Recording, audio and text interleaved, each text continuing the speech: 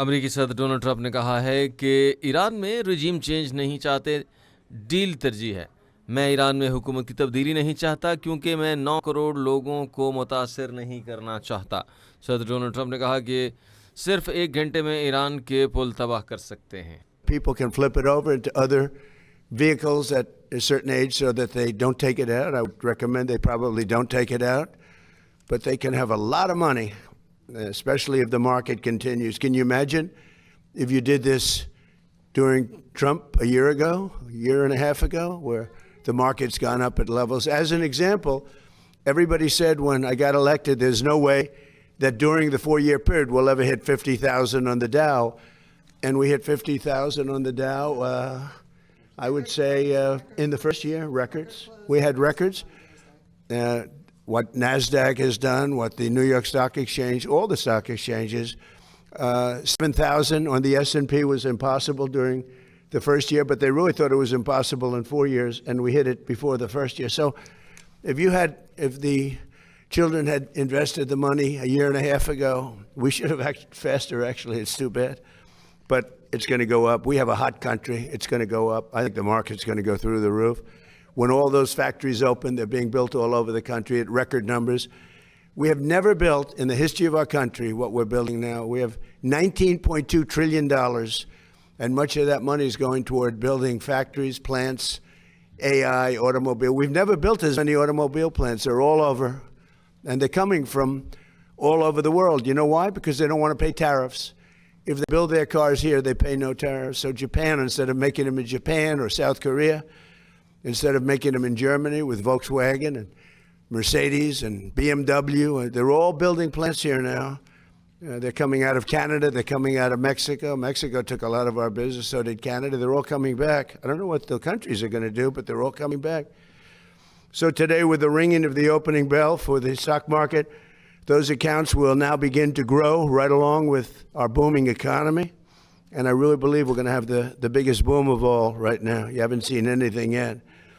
Between individual contributions and the seed funds, $800 million in new capital will be invested in the stock market for America's children this week.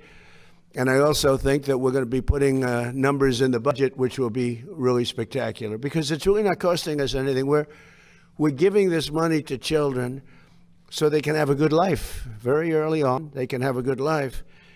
And we're going to be doing also something we're working on later on, and it'll be also, I think, very popular.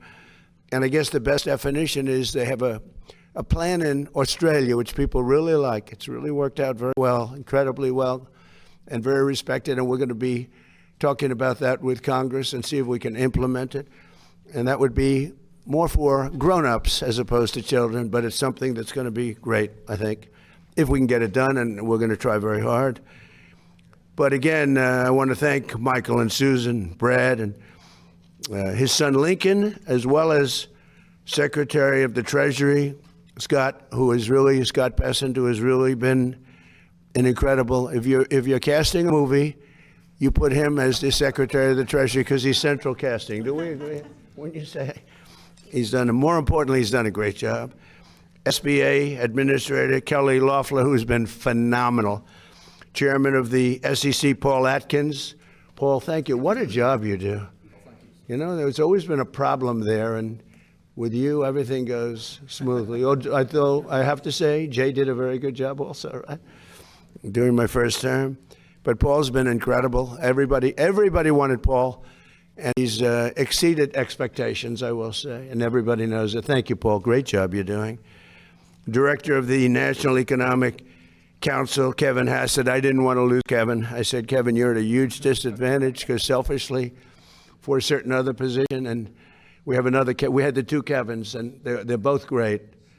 And a friend of mine, Ted Cruz, we fought each other for a while, and he's a very tough competitor. And we became friends. We were actually great friends before the campaign.